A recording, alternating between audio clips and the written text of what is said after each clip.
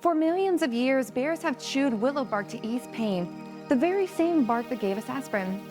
Chimpanzees swallow bitter leaves to purge parasites. Across the animal kingdom, creatures have been self-medicating long before humans ever wrote down the first recipe for medicine. Dr. Rosa Espinosa stumbled upon this idea in the most unexpected way, through an ayahuasca dream.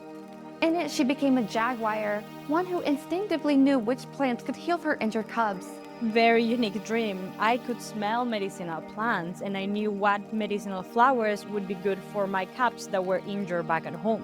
And that concept alone is something I had never even thought of.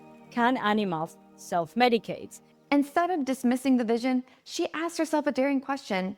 What if animals were our original medicinal teachers?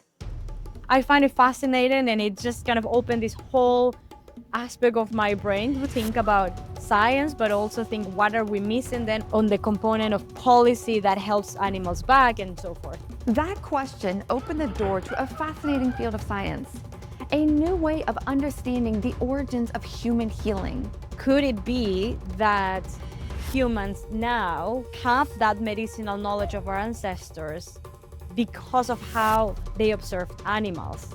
The field has a name, zoopharmacognosy, the study of how animals use natural substances to treat their ailments. And once you know it, you start to see it everywhere.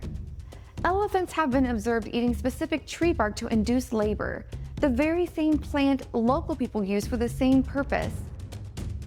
Even your dog, when they eat grass to soothe an upset stomach, that's zoopharmacognosy in action. And here's where it gets even more fascinating. Rosa learned that Neanderthals used plants with aspirin-like compounds carefully applied to infected teeth. This evidence points to something bigger. Maybe humans didn't discover medicinal plants by trial and error alone. Maybe we were watching. This idea is gaining traction among researchers that our earliest ancestors may have learned about healing plants by observing animals. What if the origins of human medicine began with one simple act, paying attention to our animal teachers?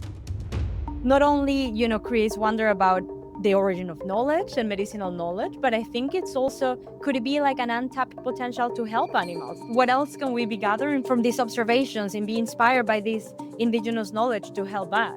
Rosa's story shows us what's possible when we bring indigenous wisdom and science together. If we learn to listen, we may discover that animals have been teaching us all along. To hear Rosa's full journey, join us on the Rewildology podcast.